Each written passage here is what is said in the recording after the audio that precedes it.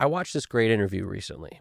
Matt Wallace, if you're not familiar with him, he produced Maroon 5. He also worked with Faith No More. Faith No More, their first album, he recorded on an 8-track in his house. There's so many great things you might get from this interview, so I'll throw a link on there, because if you're like me and you're off time, you just want to learn about everything you can possibly learn about everything that you love, all the albums you love, how they were done, all that magic.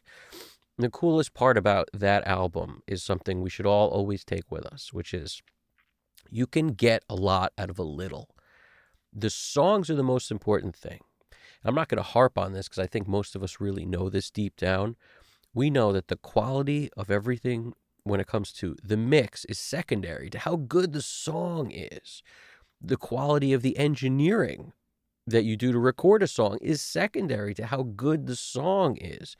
How good the song can convey emotion, feeling, something unique. That's really the key. So when he did Faith No More on an 8-track, mind you, he used all sorts of crazy, weird techniques. He doesn't go into so much detail on a lot of them, but he does explain things like he didn't have effects. He didn't have hardly any way to do anything. So what he had to come up with crazy ideas. Like he would send the snare track to a bathroom, and in that bathroom he had basically a speaker and another snare that he was miking up to get like his own gated reverb sounds. Some of it's even beyond my scope of understanding because I can kind of imagine how he would do it, but I've never done that, so I can't tell you exactly how that would work even. But just listening to him do things like that reminds me of my own experiences. I'm sure you guys have the same. The first vocals I ever did when I didn't have any sort of reverbs or anything, and I was using a recording device that didn't have anything built into it. Like my first recording device was this Yamaha Mini Disc 4-track, and I wanted to put reverb on there. I did it in the bathroom. I mean, that's the best reverb you're going to find is a room that sounds like, that's all I had. So you do what you have to do. Since then, I found sort of a use for every once in a while having a space within your studio that's just totally non-treated to be able to send signal into that room somehow. So there's always got to be a snake in there. And you could do a number of things. You could have a speaker in there that you send everything to that you then mic up. This is 100,000 things you could do with just unique sounding spaces. So in my last studio, I kept like this area under the stairwell completely bare, and it was between the live room and the control room. So it was just this really interesting kind of chamber I created, but out of this relatively small area that was super reflective, and it wasn't the greatest for anything, but it was just cool to have. I wound up trying singing through a laundry chute at one time because I thought that'd be cool. It wasn't. It was terrible. The way I did it was terrible. Maybe there was a better way to do it, but I just put a mic, like a condenser at the bottom, sang into it from like 3 stories up, and it was just this untamable vocal that I couldn't do anything with. In hindsight, if I would have done that, but also had a clean track, like put a clean mic at the top and then that one at the bottom and sort of blended them together, it might have been okay. But this is the amazing thing. The amazing thing about trying stuff, and even if it doesn't work, is you always get better as a result, and you come up with reasons and ways you'd handle it differently. But at the time, you're just going to make a decision and go with it. And a lot of people spend too much time in this stagnant place. And you know who you are if you do this, where you're overwhelmed with choices of what to do. So you never make any of the choices.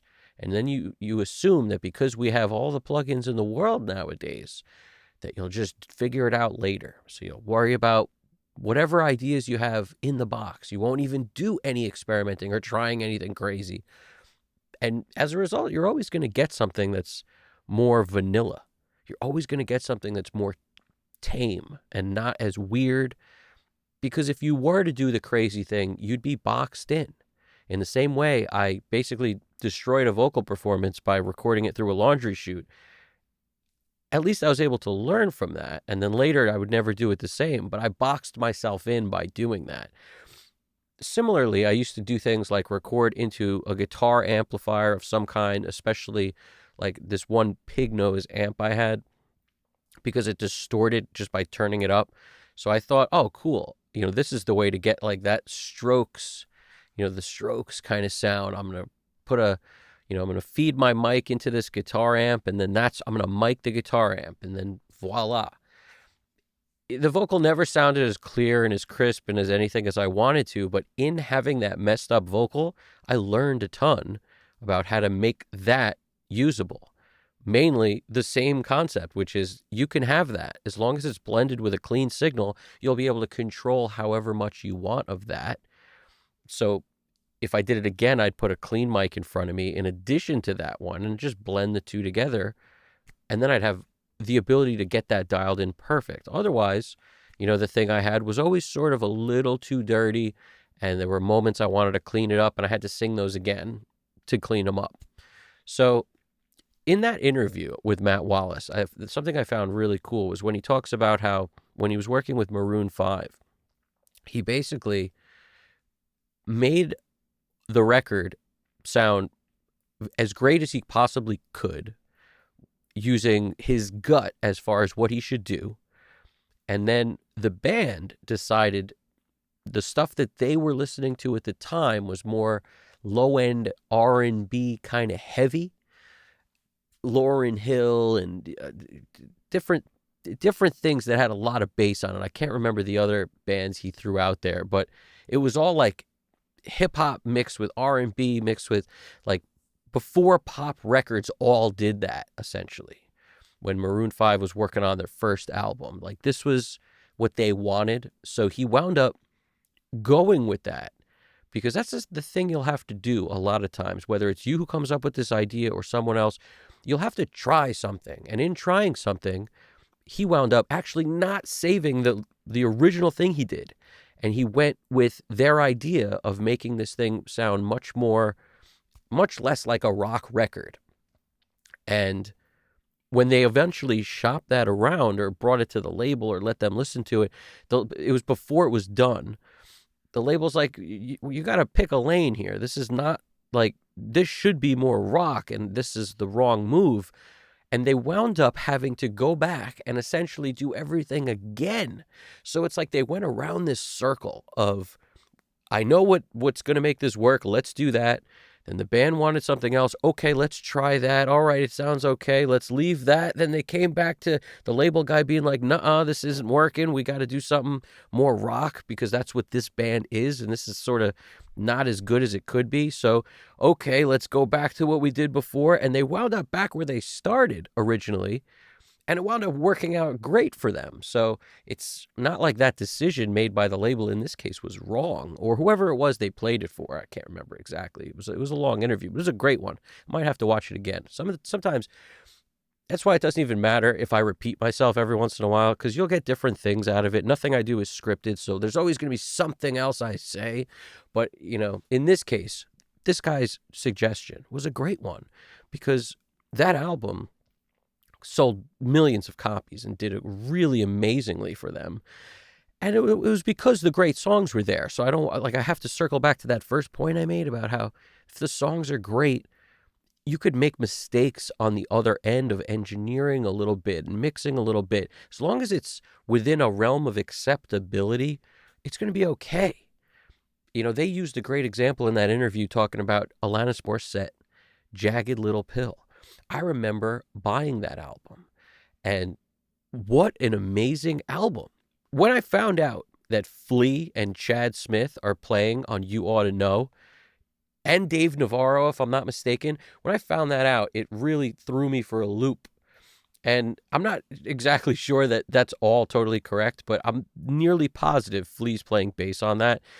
And I think Chad's playing on it also. I think it was done around the same time that One Hot Minute was happening. So they were in the studio already or close by or whatever, and they wound up playing on it, that sort of thing. But that album was recorded on ADAT. And the sonic quality and perfection of it just is not there. it doesn't sound bad. It never stopped me as a listener at the time who was a little kid who had no idea about anything. I hadn't even heard the word Neve yet. I was probably 10 or 11 or 12 or something like that. I forget how old I was when it came out, but I was young. I think it came out in the 91, 2, 3, somewhere like that. So I was young, and I'm listening to that going, this is awesome.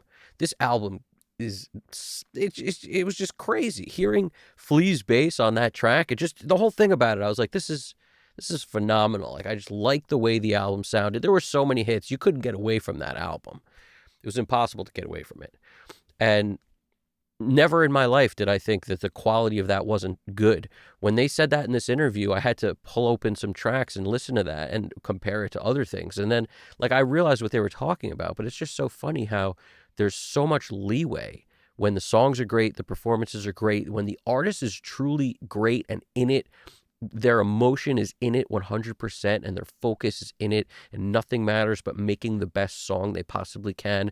Not how many they're going to sell, not whether they think they look fat or good or not, in the, like, figuratively, because it's all audio obviously, but like when they're not overwhelmed with outside bullshit perspective and thoughts, how good a piece of art can be.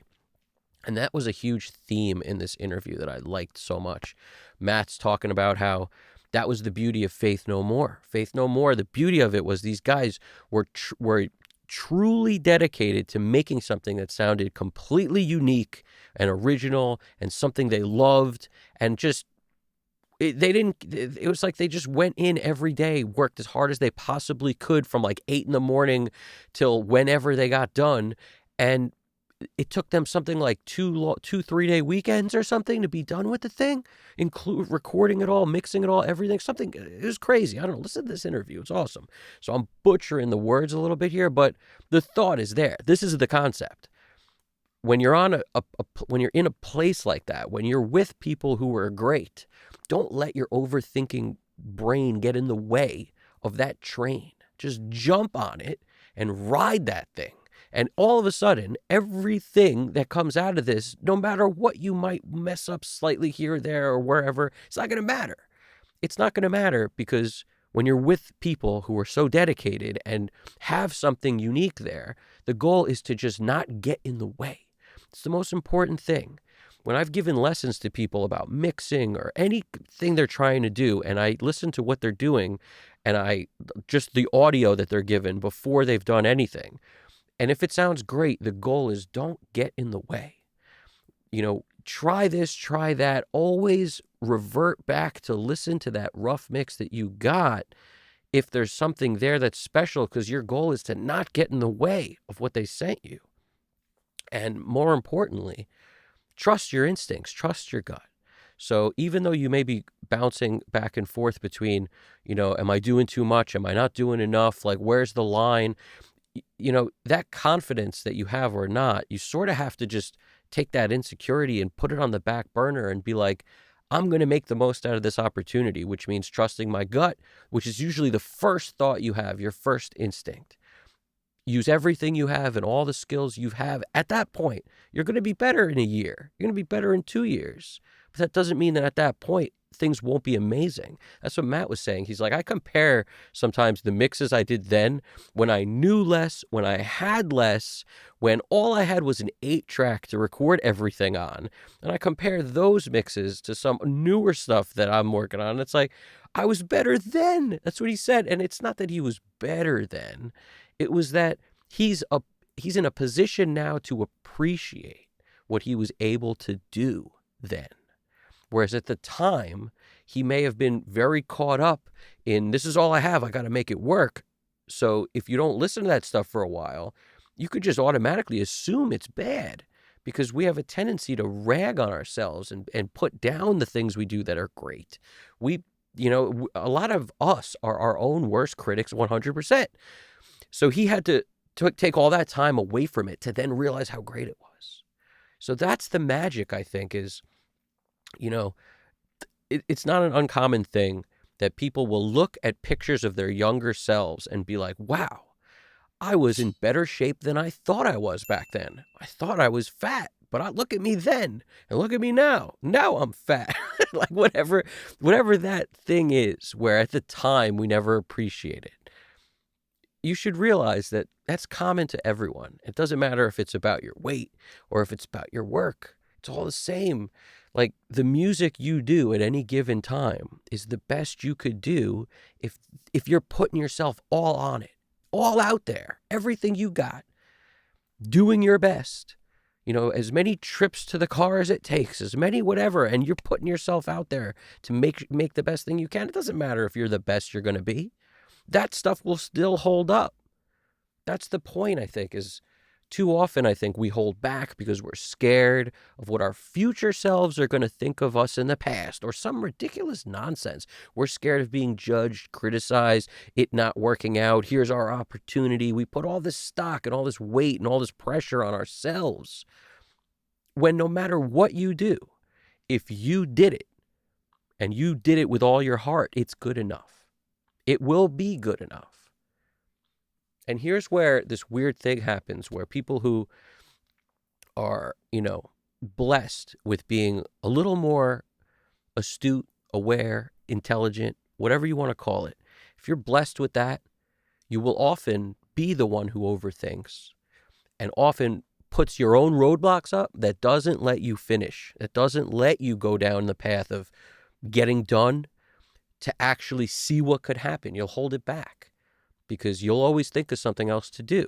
And I mentioned this recently. That was Eric Valentine's thing. He's like, there's always something else to try. That doesn't matter.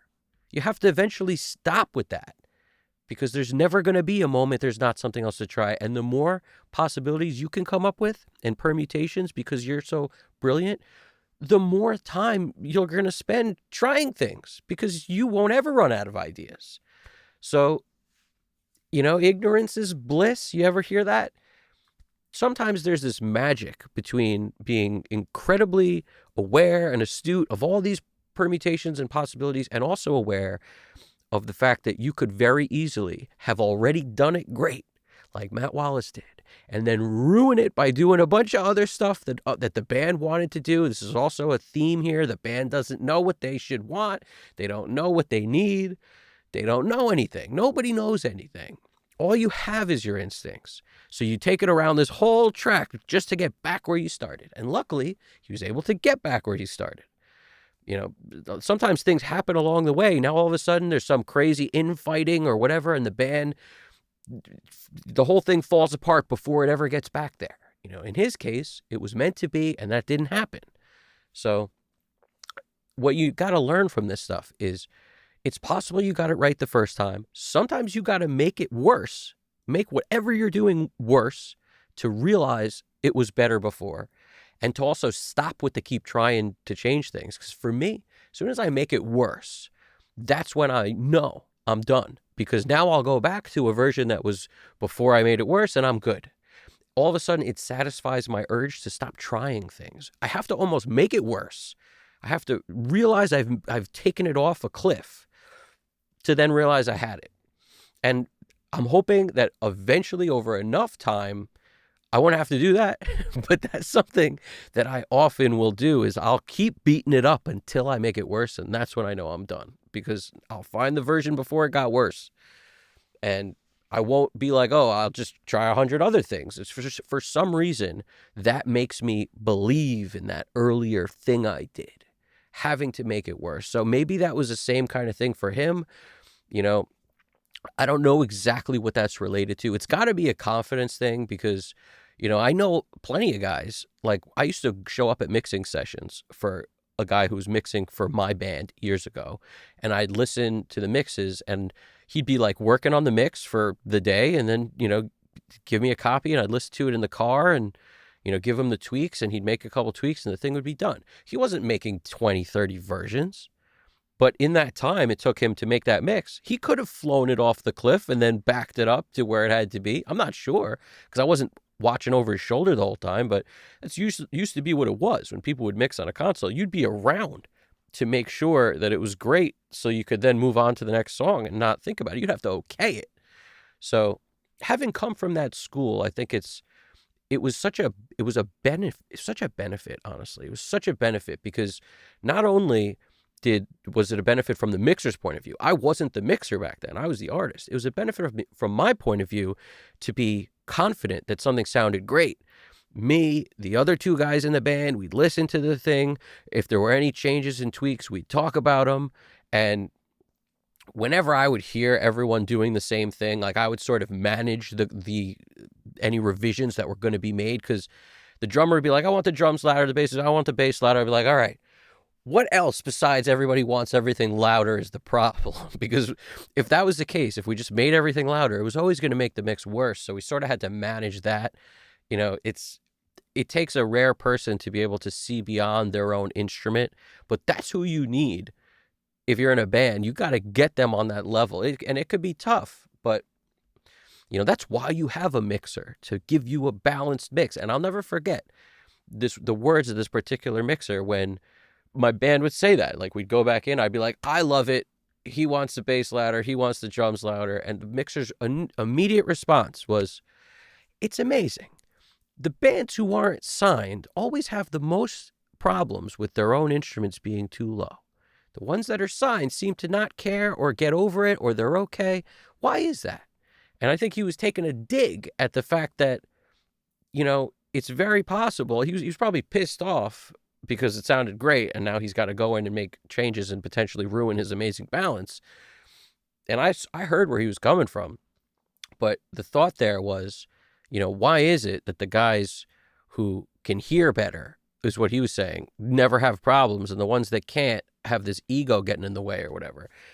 I don't know if that comment was actually warranted at that time, but it might have been, because it whipped them into shape pretty quick, because they never had those sort of issues on the next thing.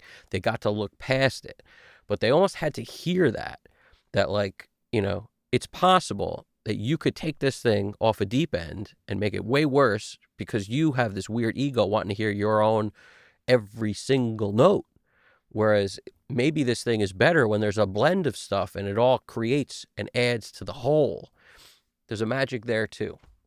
And I think we never stop learning. Every single experience I've had throughout my entire musical journey leads me to be able to sit down with this plethora of knowledge and put it to use.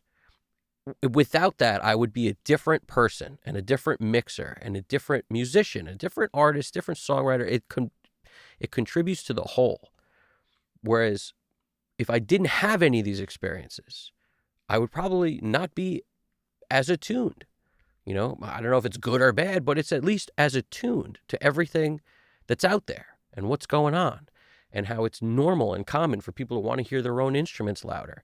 That might be a reason why in a lot of my stuff, I have a tendency to make the guitars low. And it's because I play guitar. So the last thing I want is for my instrument to be the loudest thing. And when I hear guys that like mix their own stuff and they're always the loudest thing, it bugs me. It bugs me because it's like, oh, this doesn't sound balanced, is my first thought. And my second thought is, isn't that interesting? The mixer's also the guy who has the instruments that I'm hearing that are too loud, too freaking loud. So that's something you should look out for. It sounds better when things have their place and are the right volume. It doesn't sound better when the guy who, even if you think that guy is the best musician in the band, is louder. That doesn't always sound good. They have to have the right, it's sort of like apparel or clothing. It's like a style. They have to be styled correctly to make it work within the band. So if something's way out in front, it could just come off so crazy. It could come off not sounding the way it should because something's super out front, even if it's better. Even if that instrument is the best musician in the band, it doesn't necessarily sound right. It could feel awkward and off balance and weird if that thing is super loud out front. And this kind of concept holds up. Listen to Led Zeppelin. The drums are pretty loud in it, but they're the right volume compared to the bass and the guitar and the vocals. Everything is the right volume. Because even though Jimmy Page is a producer and Glyn Johns is on there doing his thing, making it sound amazing, Glyn Johns not just going to roll over for everybody being like, I got to have my part louder, my part louder, my part louder. He asserted himself 100%. And he would not let that thing go off the rails. That's how I feel about it. And when I hear like a band like Van Halen, Eddie is not screaming on top of everything. He's the right volume. At least that's how I look at it. When I hear this stuff, he's the right volume. When you hear Nirvana, it's the right mix of all the instruments. Kurt's the star of the band, but he's not out front of that thing.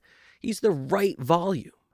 No matter what mixes you listen to, no matter if it's Andy Wallace or Steve Albini, it works. Because like that guy said, it's like, it has to work. It can't be everybody wants their thing louder. That doesn't work. Never going to work. So anyway, there's so much stuff here, but watch that interview. I'll throw up a link to it. I'm done jabbering for the night, but I just felt like it just brought up so many things, and just to hear he recorded Faith No More on 8 tracks. All the drums basically made it to 2 tracks. So any mics he had up for anything all got down to 2 tracks. And he was able to make that album sound amazing. And he was able to make it sound so amazing that he later felt like, man, I was better then. Because your gut reaction is often the best one. And you will trust yourself the most when you know less. It sounds interesting. It sounds weird. Maybe some people aren't that way, but the less you know, the less you realize you don't know. So everything you do is the right way to do it because you don't know as much, which sounds crazy. I'm always into keep learning. But I'd be lying if I said my confidence level on my initial recordings that I ever made, like the first ones I ever engineered, where I would ask someone's opinion on how to do something and look it up, and there'd be no place to find any information. Those are the times I was the most confident in a way with my abilities to record, engineer, and all the whole thing. The mixes I made then were atrocious. So there's some level there of like, the monitoring environment was terrible. I had no idea how to do any of the plug-in stuff. So everything I did was a guess, even when I started in the very, very beginning. Like, it was all a guess. Doing everything wrong. The mixes suffered the most, but the engineering was fairly on point. That's why some of the stuff, when I take it now and I try to mix stuff I did 100 years ago, it's like, some of this stuff holds up. It sounds pretty good. 4 mics on the drums. You hear everything. And everything I do teaches me something. And in that case, it teaches me that my recent mentality of, I've been doing 11 or 12 mics on drums. Like, why? Why? When it could sound so good with 4, now with more knowledge should be better with 4. Like, why do I need that many? Maybe I could just do, 6 channels down to 2, the entire drums and then the kick or kick and snare separate. Like, just, get it bust in a certain way where that's all I need. Maybe. It's just I'm reevaluating my whole thing. I think of Amy Winehouse with the Daptones. There's 1 mic. The drums are 1 mic. It's like, what? So, I don't know, man. There's so much here. That's why what we do is so much fun. I'm loving it. I hope you're loving it. All right. Anyway, questions, comments, answers. Hit the like button. Subscribe if you haven't already. I appreciate it. Evan Jaffe, Custom Cut Studios. You guys got this. Take it easy.